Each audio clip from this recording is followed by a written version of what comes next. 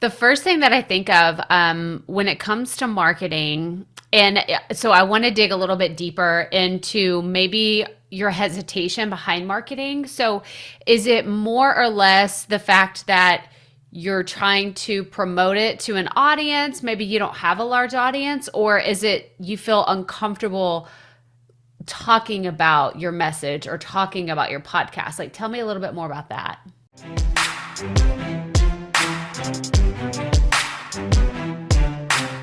Yeah, I don't think I feel uncomfortable talking about it, but it's quite new for me, so I'm struggling to find the words.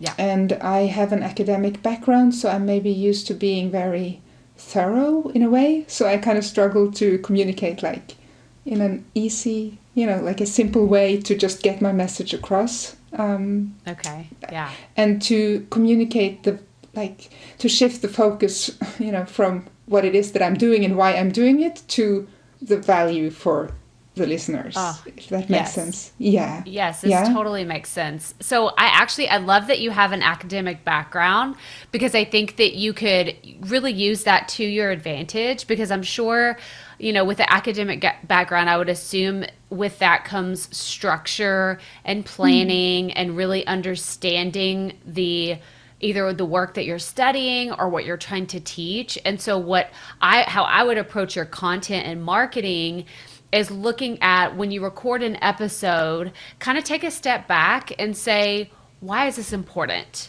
Why does this matter? And what is the main thing that if one person listens to this, that I want them to walk away from? And that is like your marketing piece. That's like the foundation for how you can talk about it. So whether it's something, the kind of the pillars that I always go through when I think, well, what am I going to say about this podcast episode is this going to save my listeners time? Is it going to save them money? Is it going to save them their sanity? Because they're going to say, oh, this like helped me so much. I was so overwhelmed, and this was the solution to my problem. Or is it just going to educate and entertain them? Like, these are the different pillars that I have with my podcast and the content that I create.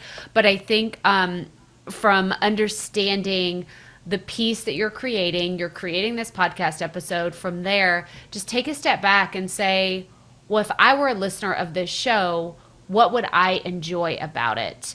And that is where I would start with, hey, if you listen to this podcast episode, you're going to, and you said you would talk about history. Maybe you would understand the history of this event or this particular time and place of this certain, situation in history, whether it was, a feminist revolution or something that is very impactful with the content that you're creating. Does that make sense? Absolutely. Yeah. I'm just, I will get a recording of this, yeah? So I can go back and listen? Yeah. Yes, you will. Yeah. Absolutely. Yeah. And then when it comes to the website and the SEO, so you currently have a website that you've already started? I have a BUZZSPROUT account, so I have that website. But then I also have I have a website, but I'm only starting to incorporate my podcast into that website, because that's actually so that's a different, it's a puzzle, because that I started that website before this, and I actually present like poetry on the website, so it's a different, but it's called the same. It's called Her House, because it's kind of like, and then I've sort of placed like a podcast page on that site, but I haven't really started to post the episodes there. I'm trying to figure out how to do that. Yeah. Okay.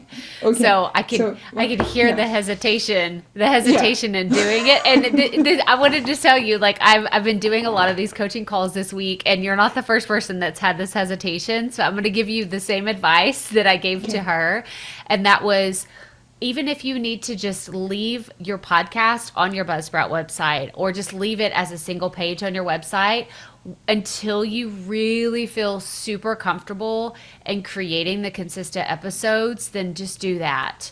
Don't worry about the show notes, because what will happen is over time, so you said you launched in like around November is when you launched your show, right?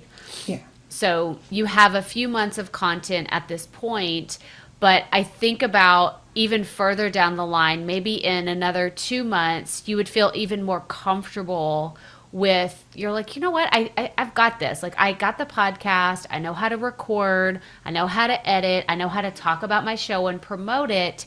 Now I want to focus on the show notes, because in the beginning, yes, it's important to, you know, be able to title your episodes and write the descriptions, but I think it is slightly overwhelming to feel the pressure of, I have to have all this SEO optimized and I have to have everything done. So I always recommend kind of tackling that one task really well before you like because it's overwhelming and you will get burned out and you will want to stop if you try to add too many things on at once.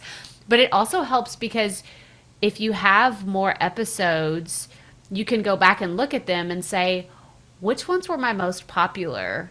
And those are the ones that you can decide to create show notes for your website for first, instead of going in like episode 1, episode 2, episode 3. You can start with the ones that are already the most popular. Right. That's a good advice. Yeah.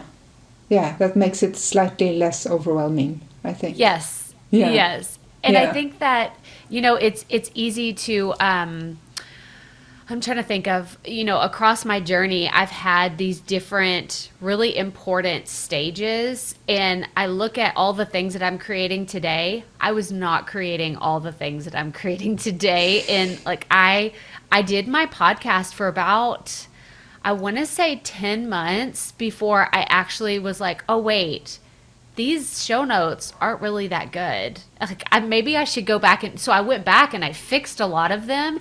And to be really honest, maybe I shouldn't say this out loud, but I didn't put as much effort and attention on the ones that weren't getting as many downloads, because people are already listening to them. Like, yeah, that's great. People are listening to them. But the ones that I really wanted people to find through SEO, and the ones that were already getting a lot of attention, I made sure and I paid more attention to those so that they looked great and people had a good experience if they came to my website and they found them.